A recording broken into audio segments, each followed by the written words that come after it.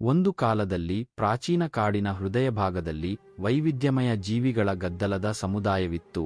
ಕಾಡಿನ ನಿವಾಸಿಗಳು ಜೀವನದ ನೃತ್ಯಕ್ಕೆ ಎಚ್ಚರಗೊಳ್ಳುತ್ತಿದ್ದಂತೆ ಪ್ರತಿದಿನವೂ ಚಿಲಿಪಿಲಿಗಳು, ತುಕ್ಕು ಹಿಡಿಯುವಿಕೆ ಮತ್ತು ಪಿಸುಮಾತುಗಳ ಸಿಂಫೋನಿಯೊಂದಿಗೆ ಬೆಳಗುತ್ತಿತ್ತು. ಕಾಡಿನ ಹೃದಯಭಾಗದಲ್ಲಿ ಭವ್ಯವಾದ ಓಕ್ ಮರವಿತ್ತು. ಅದರ ಕೊಂಬೆಗಳು ಆಕಾಶವನ್ನು ಅಪ್ಪಿಕೊಳ್ಳುವ ತೋಳುಗಳಂತೆ ಆಕಾಶದ ಕಡೆಗೆ ತಲುಪಿದವು. ಈ ಪೂಜ್ಯ ಓಕ್ ಮರವನ್ನು ಎಲ್ಡರ್ ಟ್ರೀ ಎಂದು ಕರೆಯಲಾಗುತ್ತಿತ್ತು. ಇದು ಬುದ್ಧಿವಂತ ಮತ್ತು ಕರುಣಾಮಯಿ ಉಪಸ್ಥಿತಿಯಾಗಿದ್ದು, ತಲೆಮಾರುಗಳಿಂದ ಕಾಡು ಮತ್ತು ಅದರ ನಿವಾಸಿಗಳನ್ನು ನೋಡಿಕೊಳ್ಳುತ್ತಿತ್ತು. ಈ ಮೋಡಿಮಾಡುವ ಸಾಮ್ರಾಜ್ಯದಲ್ಲಿ ಎಲ್ಲಾ ಆಕಾರಗಳು ಮತ್ತು ಗಾತ್ರಗಳ ಪ್ರಾಣಿಗಳು ಸಾಮರಸ್ಯದಿಂದ ಸಹಬಾಳ್ವೆ ನಡೆಸಿದವು. ಅಳಿಲುಗಳು ಮರದ ತುದಿಗಳ ಮೂಲಕ ಓಡುತ್ತಿದ್ದವು. ಅವುಗಳ ಪೊದೆಯ ಬಾಲಗಳು ಸಂತೋಷದ ಬ್ಯಾನರ್ಗಳಂತೆ ಹಿಂದೆ ಬೀಳುತ್ತಿದ್ದವು. ಜಿಂಕೆಗಳು ಸೂರ್ಯನ ಬೆಳಕಿನಲ್ಲಿ ಅಲೆದಾಡುತ್ತಿದ್ದವು. ಅವುಗಳ ಸುಂದರವಾದ ರೂಪಗಳು ಪ್ರಾಚೀನ ಜ್ಞಾನದ ಬಗ್ಗೆ ಮಾತನಾಡುವ ಸೊಬಗಿನಿಂದ ಚಲಿಸುತ್ತಿದ್ದವು. ಮೊಲಗಳು ಅಂಡರ್ ಬ್ರಷ್ ಮೂಲಕ ಜಿಗಿದವು. ಅವುಗಳ ಹತ್ತಿಯ ಬಾಲಗಳು ಕೋಮಲ ಹಸಿರುಗಳನ್ನು ಹುಡುಕುತ್ತಿದ್ದವು.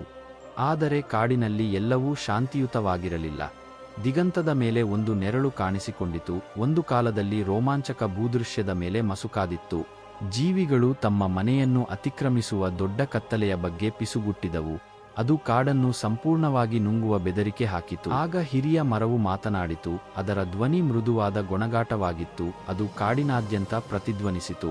ಹೆದರಬೇಡ ಮಕ್ಕಳೇ, ಅದು ಪಿಸುಗುಟ್ಟಿತು. ಅದರ ಕೊಂಬೆಗಳು ಗಾಳಿಯಲ್ಲಿ ಅಲುಗಾಡುತ್ತಿದ್ದವು, ಏಕೆಂದರೆ ಕತ್ತಲೆಯ ಸಮಯದಲ್ಲೂ ಬೆಳಕನ್ನು ಕಾಣಬಹುದು. ಹಿರಿಯರ ಮಾತುಗಳಿಂದ ಪ್ರೇರಿತರಾಗಿ ಪ್ರಾಣಿಗಳು ಒಗ್ಗೂಡಿ ತಮ್ಮ ಮನೆಯನ್ನು ರಕ್ಷಿಸುವ ಸಂಕಲ್ಪದಲ್ಲಿ ಒಗ್ಗೂಡಿದವು. ಅಳಿಲುಗಳು ತಮ್ಮ ಚುರುಕಾದ ಚುರುಕುತನವನ್ನು ಬಳಸಿ ಪರಿಧಿಯನ್ನು ಶೋಧಿಸಿದವು.